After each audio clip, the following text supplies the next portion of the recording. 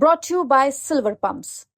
Top quality और consistent performance के लिए सिर्फ सिल्वर पंप नाम याद रखना। नमस्कार, बिहार तक में आपका स्वागत है और मैं हूं सुजीत। इंडिया महागठबंधन की बैठक है पटना में और महत्वपूर्ण बैठक है। हालांकि तेजस्वी यादव कांग्रेस आलाकमान से मिले, कांग्रेस के राष्ट्रीय अध्यक्ष से मिले और बहुत सारी बातें हुई जो कि आपने देखा होगा कि मीडिया में आई भी है। फिर बैठक होने वाली है जो राज्य स्तर के नेता उस बैठक में हिस्सा लेंगे।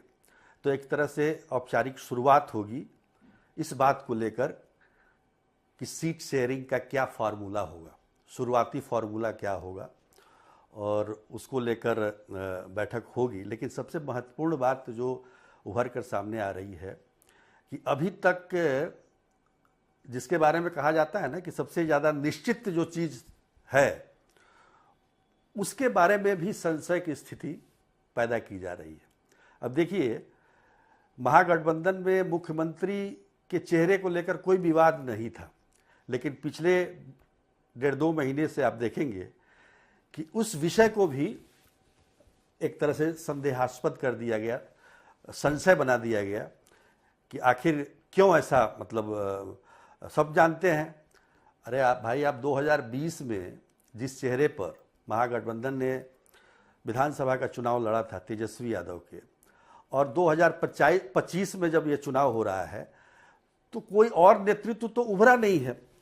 तो ऐसे में फिर ये दुविधा क्यों, ये संशय क्यों, तेजस्वी यादव के नाम पर क्यों ऐसा भ्रम पैदा किया जा रहा है कि चुनाव के बाद ये तय होगा कि कौन मुख्यमंत्री का चेहरा होगा।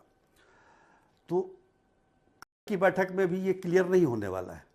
देखिए, जब कांग्रेस की तरफ से ही ये बात उठाई गई है, बाकी लेफ्ट जो भी पार्टियां हैं, तीनों लेफ्ट, उसमें कोई दिक्कत, कोई संशय की बात नहीं है। वो मान कर चलते हैं कि तेजस्वी यादव ही महागठबंधन के चेहरे हैं और आरजेडी में तो कोई सवाल ही पैदा नहीं होता है। रही बात कांग्रेस की, तो कांग्रेस आखिर ऐसा क्यों कर रही है? कांग्रेस जो कि बिहार में अगर देखा जाए तो वो बहुत ज़्यादा प्रभाव में नहीं है, अभी भी नहीं है। बार बार अध्यक्ष बदलना, फिर प्रभारी बदलना, तमाम तरह के फार्मूले अपनाए गए।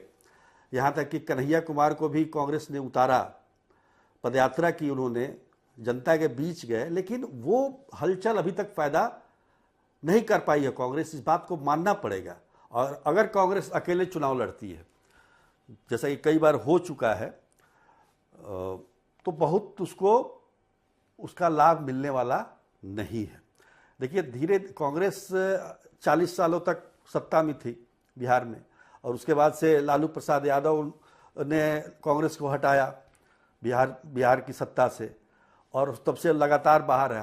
हालांकि बीच बीच में गठबंधन के तौर पर उनको ये मौका मिलता रहा है। जैसा कि 2000 में लालू प्रसाद यादव ने, हालांकि दोनों अलग अलग चुनाव लड़े थे, कांग्रेस और आरजेडी, लेकिन बाद में सत्ता के लिए दोनों एक हो गए। वो सबसे बड़ी गलती थी।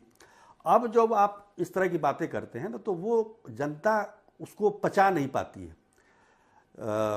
कई बार 2009 में भी अलग लड़े, लेकिन फिर बाद में एक हो गए। तो अब तो ये तय है कि कांग्रेस महागठबंधन मतलब आरजेडी के साथ मिलकर चुनाव लड़ेगी। ये कांग्रेस नेतृत्व इस बात को बोल रहा है, पर मुख्यमंत्री का चेहरा अभी नहीं बताएंगे। ये क्या बात हुई भाई? कौन चेहरा है आपके पास, बताइए। आप कोई चेहरा हो, अगर आपके मन में कहीं से ये है कि भाई कन्हैया कुमार चेहरा हो सकते हैं, तो ये तो मतलब कांग्रेस की सोच पर हमको ये करना पड़ेगा। देखिए, जिसके पास जनाधार है, जिसकी संख्या ज़्यादा होगी, जिसके विधायक ज़्यादा जीत कर आएंगे, जो ज़्यादा सीटों पर चुनाव लड़ेगा, तो निश्चित तौर पर उसके विधायक ज़्यादा जीतेंगे। तो ऐसे में तेजस्वी यादव को छोड़कर दूसरा चेहरा कोई सामने तो दिखाई दे नहीं रहा है। तो फिर कांग्रेस ये क्यों ऐसा सवाल खड़ा कर रही है, संशय पैदा कर रही है?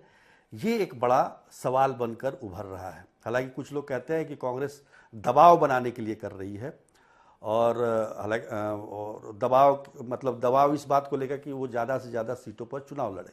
पिछली बार 70 सीटें मिली थी कांग्रेस को, जिसमें से 19 सीटें कांग्रेस ने जीती थी 2020 के विधानसभा में। इस बार भी 70 की मांग है, लेकिन इसमें कुछ अलग है। अलग ये है कि अब वो अपनी पसंद की सीटें लेना चाहते हैं। मतलब ये नहीं कि आपने ये सीट हारने वाला है, चलो कांग्रेस को दे दो, वो हार जाए, ऐसा नहीं। जहाँ पर कांग्रेस जीत सकती है, मतलब जहाँ मजबूत है, वो सीट कांग्रेस चाहती है। और ये सारा कुछ जो दबाव बनाया जा रहा है, ये इसी के फार्मूले के तहत ही बनाया जा रहा है। तेजस्वी यादव भी जानते हैं कि अगर चुनाव में अगर उनके गठबंधन को सफलता मिलती है तो निश्चित तौर पर तेजस्वी यादव ही मुख्यमंत्री होंगे, दूसरा कोई विकल्प है नहीं। लेकिन कांग्रेस का ये है कि ज़्यादा से ज़्यादा विधायक जीते। मान लीजिए 70 सीटों पर चुनाव लड़ती है कांग्रेस और अपने मनपसंद सीटों पर चुनाव लड़ती है, तो कम से कम स्ट्राइक रेट तो होना चाहिए ना, 70-80% का तो स्ट्राइक रेट होना चाहिए। लेकिन पिछले चुनाव में अगर देखा जाए, ठीक है, आपको वैसे सीटों पर लड़ाया गया जहां पर आपका कोई अस्तित्व नहीं था, केवल संख्या बढ़ाने के लिए आपको उन सीटों पर लड़ाया गया, तो 19 सीटें आपने जीती। तो इसमें 70 में कम से कम 40-50 सीटें जीतेगी कांग्रेस। तभी तो माना जाएगा कि जिस फार्मूले के लेकर वो चल रहे हैं, जिस मतलब एक तरह से उनको जो गलतफहमी है वो चीज़ें सामने आएगी। क्योंकि एक बात तो तय है कि कांग्रेस अगर अकेले चुनाव लड़ती है तो उसको भारी नुकसान होगा, क्योंकि आरजेडी और लेफ्ट के साथ ही कांग्रेस का वजूद है बिहार में। आज के दौर में देखें तो कांग्रेस ने इधर कुछ अपने जो नेतृत्व में परिवर्तन किया या संगठन में जो परिवर्तन किए उन्होंने किया गया, ठीक है, लेकिन देरी से किया गया। इसको थोड़ा सा पहले किया जाता तो और बेहतर होता। नए प्रभारी हैं, उनकी नई सोच है, नए अब प्रदेश अध्यक्ष भी हैं, उनकी अपनी सोच है। निश्चित तौर पर कांग्रेस आरजेडी के छत्र छाया से निकलने के लिए छटपटा रही है, लेकिन कोई विकल्प नहीं है। अगर वो आरजेडी से अलग होकर चुनाव लड़ती है तो इसमें समझिए कि बहुत बड़ा, क्योंकि ये चुनाव थोड़ा सा अलग चुनाव है। इस चुनाव में कई नए प्लेयर भी हैं, जैसे प्रशांत किशोर हैं, इसमें उनकी पार्टी है, वो किसको नुकसान पहुंचाएंगे ये एक बड़ा सवाल है। और मुझे लगता है कि इस चुनाव में सबसे ज़्यादा नुकसान, अगर किसी को नुकसान पहुंचाएंगे, हालांकि दोनों गठबंधन को पहुंचाएंगे प्रशांत किशोर, भले जीते नहीं जीते अलग बात है, लेकिन नुकसान पहुंचाने की जहाँ तक बात है तो मुझे लगता है कि आरजेडी को और जेडीयू को ज़्यादा नुकसान होगा उनके। तो खैर ये तो बाद की बात है, लेकिन ये तो हो गई महागठबंधन की बात। और संशय की स्थिति अब इधर भी है, एनडीए में भी पैदा किया जा रहा है। अब देखिए, हरियाणा के मुख्यमंत्री ने भाषण में कह दिया कि हमारे जो है हरियाणा के मुख्यमंत्री नायब सिंह सैनी जो हैं हमारे मुख्यमंत्री होंगे बिहार के सम्राट चौधरी। अब सम्राट चौधरी हवड़ा गए, भाई हमारा नाम कैसे आ गया। अमित शाह तो कह के गए नीतीश कुमार के चेहरे पर चुनाव होगा। फिर सफाई का दौर शुरू हो गया, उन्होंने ये कहा कि नहीं नहीं, हम ये तो 15 साल तक रहेंगे और ये रहेंगे, फलाना रहेंगे। अब यहाँ तक कि नीतीश कुमार मुख्यमंत्री के जो बेटे हैं निशांत कुमार, वो भी आ गए मैदान में, बोले ना अगले मुख्यमंत्री तो हमारे पिता ही होंगे, अमित अंकल बोल के गए हैं। अब ये इधर भी संशय की स्थिति है, ऐसा नहीं है कि केवल महागठबंधन में ही है। तो ये जो दौर है ना बिहार की राजनीति का, अभी जो दौर चल रहा है, अभी सेटल होने में टाइम लगेगा अभी, लेकिन एकदम हौच पौच चल रहा है। नहीं होता है कि बोलते पूरा कार्यक्रम हौच पौच हो गया है, उसी प्रकार की राजनीति चल रही है। हो सकता है कि अगले कुछ महीनों में सारी स्थितियाँ मतलब आपको सामान्य दिखे।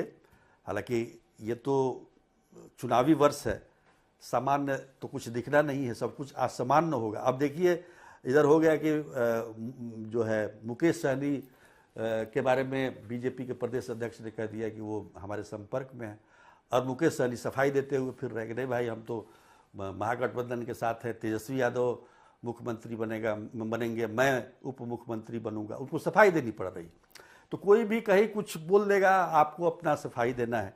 खैर ये दौर ही कुछ ऐसा है, और मुझे लगता है कि कुछ महीनों तक यही दौर चलेगा। अभी बहुत सारे लोग, सारी नई पार्टियां खड़ी हो गई है। अभी देखिएगा पटना में बहुत सारे लोग नए नए आ रहे हैं, उनको चुनाव लड़ने की लालसा है, किसी पार्टी से कहीं से भी टिकट मिल जाए, सब कुछ के लिए तैयार बैठे हैं।